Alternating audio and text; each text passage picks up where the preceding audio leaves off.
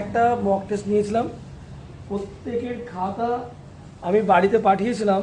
গার্জেনদের উদ্দেশ্য আমি বলছি, ওই খাতাগুলো আপনারা দেখবেন, ওখানে কোথায় কি সমস্যা আছে না আছে সই এবং আপনাদের মতামতটা লিখে পাঠাবেন। তাহলে আমার খুব ভালো হয় যে ওদের কোথায় ভুলটা হচ্ছে আপনারাও বুঝতে পারছেন, আমিও বুঝতে পারছি, তাহলে সেইভাবে ক্লাসটা আমি নেব।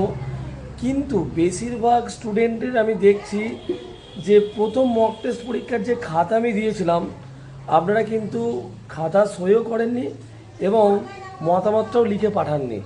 তাহলে আপনারা যদি মতামত না লিখে পাঠান, তাহলে আমি বুঝবো কি করে যে ওরা বাড়িতে কি করছে না করছে? আমার কাছে তো 1-1.5 ঘন্টা 2 ঘন্টা ক্লাসে থাকে, তো তার মধ্যে যথেষ্ট যত্ন সহকারে আমি ওদের ক্লাস নিই।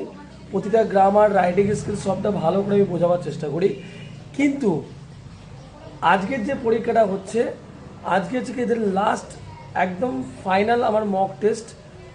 ফার্স্ট সামেটিভের আগে আর 10 দিন বাকি আছে পরীক্ষা, তো তার আগে প্রিপারেশান নিচ্ছি। এবারের খাতাটা আমি পাঠাচ্ছি, আপনারা অবশ্যই আগের খাতা এবং এবারের মক টেস্টের খাতা আপনারা সই করে পাঠাবেন এবং মতামত লিখে পাঠাবেন।